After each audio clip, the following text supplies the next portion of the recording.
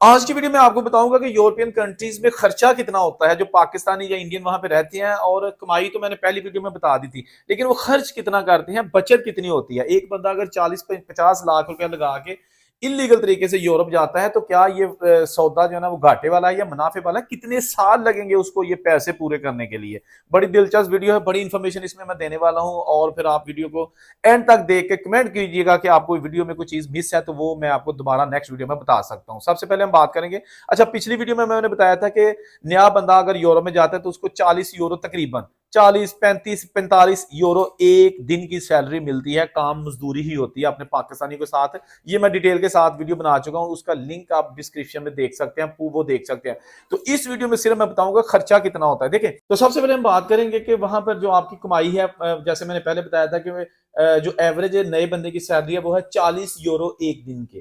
ठीक है जी, 40 यूरो को 20 दिन आपको काम मिलेगा और 40 यूरो को 20 से जरब देंगे तो ये बनेंगे 800 यूरो। ठीक है जी, 800 यूरो नए बंदे की एवरेज बनते हैं, क्योंकि उसने 20 दिन काम करना है, 30 दिन काम उसको नहीं मिलता। जो नए बंदे को वो हफ्ता इतवार छुट्टी करवाते हैं, तो 20-21 दिन काम होगा मैक्सिमम अगर आपकी दिहाड़ियां होगी तो आपका बनेगा 800। अब 800 जो है ना वो मैं बता देता हूँ कि 800 वैसे पाकिस्तानी कितने बनते हैं, तो 800 को जरब देंगे तो ये बनेगा 2,56,000। 2,56,000 तो आपने कमा लिया, लेकिन अब इसमें खर्चा कितना है और आपकी बचत कितनी है वो बताता हूँ। ये जनाब 800 यूरो मैंने बताया था। 800 यूरो में से आपके निकल के 200 यूरो घर का, जहां जिस घर में शेयरिंग में आपने रहना है उसका किराया निकल गया। ठीक है जी, तो ये बन गया 600 यूरो, पीछे रह गया 200 ही आपसे वो ले लेंगे ग्रोसरी वगैरह का, जो महीना भर आपने आटा चावल खाने हैं, सब्जियां। ठीक है जी, वो निकल गया 200, पीछे रह गया जनाब 400, क्योंकि 800 टोटल था, 200 घर का किराया, 200 ग्रोसरी का, 400 यूरो पीछे रह गया।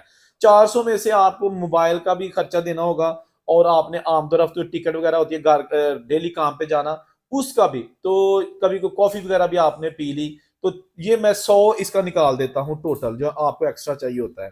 तो पीछे रह गया 300 यूरो। अब 300 यूरो वो है कि जो आपके पास फिलहाल बच गया। 300 यूरो को अगर आप पाकिस्तानी रुपयों में बनाएंगे तो ये बनेंगे 96,000, 96,000 रुपया। 1 लाख भी पूरा नहीं बना, 96,000 अगर आपका बन गया तो ये आपने पैसे जो ना वो पाकिस्तान भेज दिए।